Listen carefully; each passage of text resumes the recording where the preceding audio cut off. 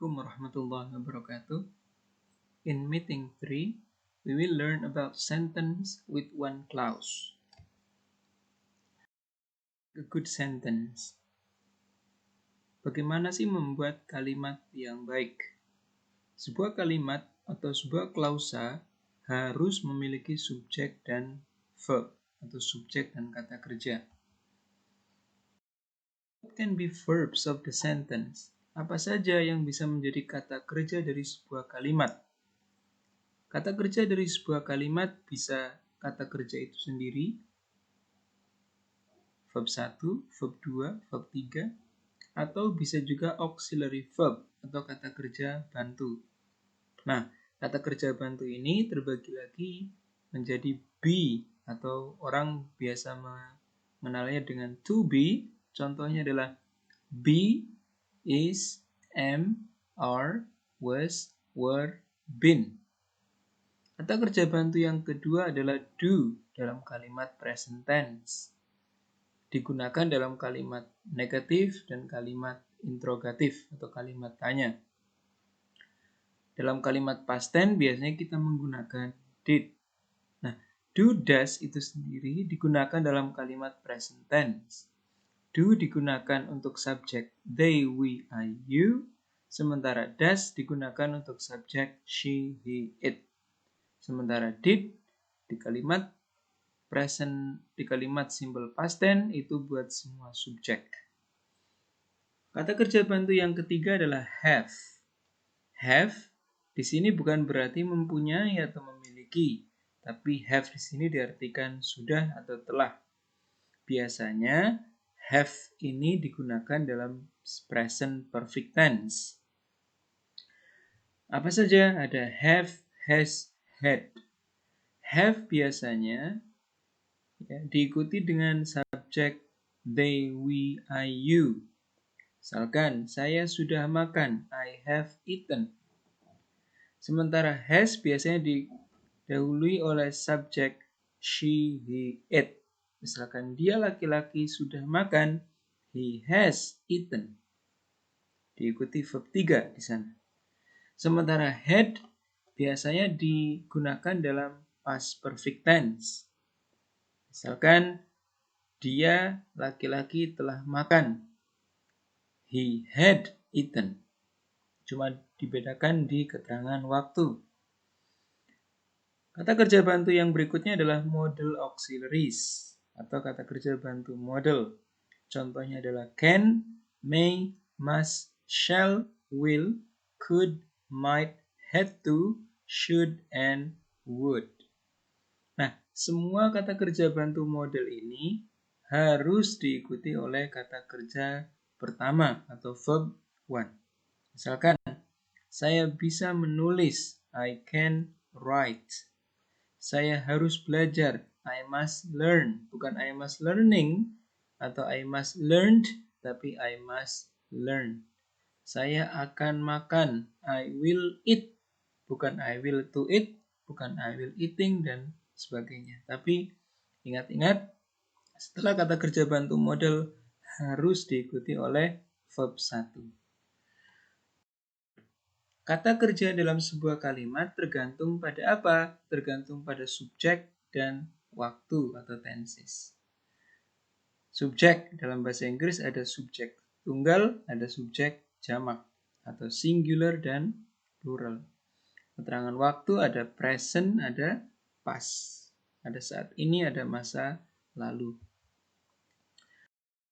Subjek dan objek itu bisa berupa noun, kata benda, noun phrase atau frase kata benda, noun clause atau klausa kata benda, pronoun yang contohnya they, we, I, you, she, he, it. Ya, itu bisa digunakan untuk subjek maupun objek. To plus verb 1 atau infinitive, gerund atau verb ing. Kesemua ini bisa digunakan untuk subjek, biasanya subjek selalu berada di awal kalimat, sementara objek berada di akhir kalimat. Remember, to be diikuti kata sifat atau adjective. Yang kedua, to be diikuti preposition atau kata depan tempat. To be yang is, am, are, was, were itu pun diikuti verb 3 dalam kalimat pasif. To be juga bisa diikuti verb ing dalam kalimat aktif di present continuous tense. Yang berikutnya adalah to do atau do. Ya. Do bisa berupa do atau does atau did. Dalam present tense, do biasanya didahului oleh subjek they, we, I, you. Sementara does biasanya diikuti oleh subjek she, he, it. Nah, do baik do maupun does dalam present tense kalimat negatif harus diikuti verb one. Tidak boleh ditambahin s atau is maupun ing maupun ed. Contohnya, dia perempuan tidak pergi ke sekolah hari ini. Maka she doesn't go to school today. Bukan doesn't goes, bukan doesn't going, bukan doesn't went atau got. No, tapi doesn't go sebagai verb 1. Sementara have selalu diikuti verb 3 atau past participle. Model auxiliary selalu diikuti verb 1. Model auxiliary juga bisa diikuti oleh to be plus adjective atau to be plus verb 3. Sekarang kita belajar skill yang pertama dalam structure, yaitu be sure the sentence has a subject and a verb. Pastikan sebuah kalimat itu wajib memiliki subjek dan kata kerja. Tipsnya adalah identify atau identifikasi kata kerjanya, baru kemudian subjeknya. Contoh, the man is very nice. Is sebagai to be atau kata kerja. Maka subjeknya adalah the man. Nah, kalimat ini benar karena kalimat ini memiliki sebuah kata kerja. Apa kata kerjanya? Is atau to be dan sebuah subjek the man. Bagaimana dengan kalimat ini? Yesterday went to Bali with family. Apakah kalimat ini benar atau salah? Kita lihat. Mana kata kerjanya? Kata kerjanya adalah went. Mana subjeknya? Nggak ada subjek, karena yesterday bukanlah subjek, tapi keterangan waktu. Nah, kalimat ini tidak benar karena tidak ada subjek, hanya ada sebuah kata kerja, when. Mr. Dono, he lives in Jakarta. Menurut kalian kalimat ini benar atau salah? Mana subjeknya? Mr. Dono. Subjeknya ada Mr. Dono, ada juga he. Mana kata kerjanya? Lives. Kalimat ini benar atau salah? Kalimat ini salah karena di sana ada double subject. Ada dua kata, ada dua subjek. Mr. Dono dan he. Maka harusnya bagaimana? Mr. Dono lives in Jakarta atau he lives in Jakarta. Berikutnya, the teacher is writes a note. Mana kata kerjanya? Writes. Mana subjeknya? The teacher. Kalimat ini benar atau salah? Salah, karena di sana ada double verb. Ada dua kata kerja. Harusnya bagaimana? The teacher writes a note. Atau kalau mau pakai is boleh, tapi harus di present continuous-kan atau di-ing-kan. Menjadi the teacher is writing a note. Skill yang kedua adalah be careful of object of preposition. Berhati-hati dengan objek kata depan. Tipsnya adalah identifikasikan kata depannya, ya, yaitu sebuah kata ya yang diawali oleh kata depan is not a noun or subject. Jadi sebuah kata yang diawali atau didahului oleh kata depan bukanlah sebuah kata benda atau subjek. Contoh, The house behind the store is haunted. Kata kerjanya adalah is. Behind the store itu sebagai object of preposition, objek kata depan.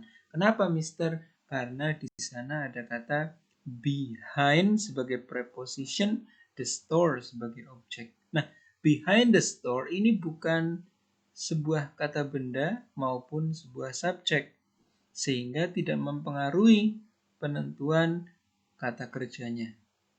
Kalian harus lihat subjeknya. Apa subjeknya? The house, maka kata kerja yang tepat adalah is. Karena the house merupakan subjek tunggal. Maka kalimat ini benar. In the garden is falling. Mana kata kerjanya? Is atau is falling. Kalimat ini ya salah. Kenapa, Mister? Karena tidak ada subjek.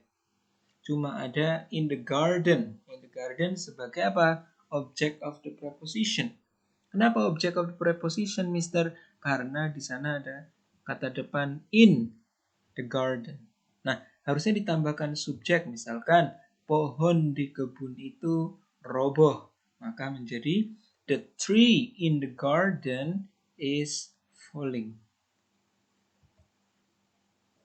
Jadi dalam sebuah kalimat mau object of prepositionnya 2, 3 di tengah-tengah sebuah kalimat tidak berpengaruh dalam penentuan kata kerja. Tapi yang menentukan adalah subjeknya. Apakah subjeknya tunggal maupun jamak. Yang ketiga adalah be careful of appositives. Berhati-hatilah dengan penggunaan appositive. Tipsnya adalah jika ada koma, ini hanyalah appositif. Apa itu appositif? Penjelas saja. Bukanlah sebuah subjek. Contoh, the doctor, a man with glasses, goes to the ICU with his assistant. Mana kata kerjanya? Goes. Mana subjeknya? The doctor. Nah, yang di dalam koma, inilah yang dinamakan appositif. Penjelas. Siapa dokter itu? Dia adalah seorang pria yang berkaca mata. Ya. Dan appositif tidak berpengaruh terhadap penentuan kata kerja. Kenapa bukan go, tapi goes? Karena subjeknya tunggal, the doctor. Ya. Maka kalimat ini benar karena kalimat ini memiliki sebuah kata kerja goes dan sebuah subjek the doctor. Positifnya a man with glasses. Nah, positif cuma sebagai penjelas saja, ya, tidak mempengaruhi subjek dan kata kerja. Last night, Greg went to the cinema. Mana kata kerjanya? When. Ya. Mana subjeknya? Greg. Nah, yang di dalam koma 2 ini dinamakan dengan appositif. Nah, sekarang apa persamaan Greg dengan last night? Nggak sama. Last night itu keterangan waktu. Sehingga kalimat ini salah karena nggak ada subjeknya. Ya. Harusnya apa, Mister? Last night, my friend, siapa teman saya? Greg went to the cinema. Last night, my friend Greg went to the cinema. Okay. Thank you very much. Kalau ada pertanyaan, silakan ditanyakan di forum atau di grup WhatsApp. Thank you very much. Wassalamualaikum warahmatullahi wabarakatuh.